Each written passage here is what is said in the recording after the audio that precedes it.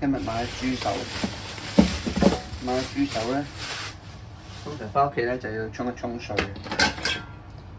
因為佢有啲骨髓咧黐住咗佢，同埋咧可能佢表面仲有啲毛咧，睇下乾唔乾淨咁啊，再刮一刮佢。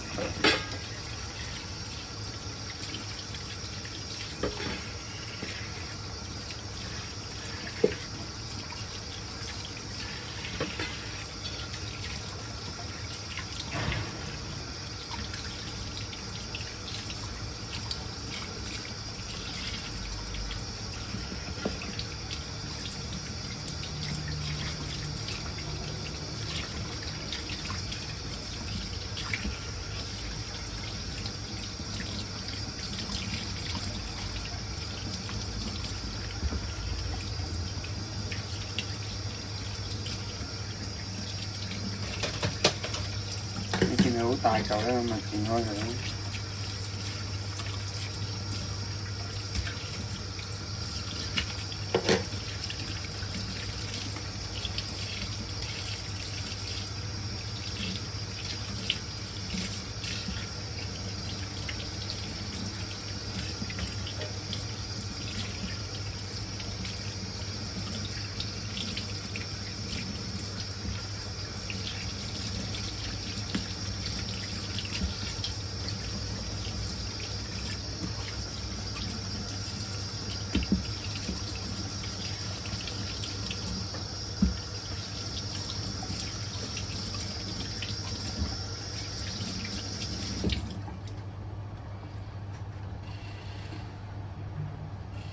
咁我哋洗完啲豬手啦，記得避一避啲水佢。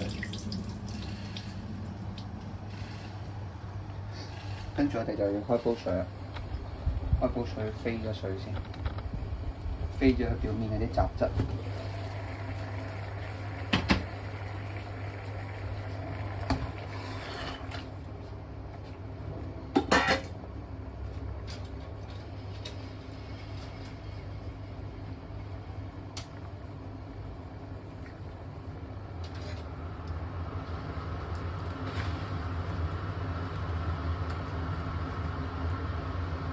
咁喺飛水嘅同時咧，我哋咧要燜豬手咧，咁我哋可以開定煲水。咁到時咧豬手咧要俾啲水冚過面嘅，跟住又落老抽、生抽嗰啲調味啦。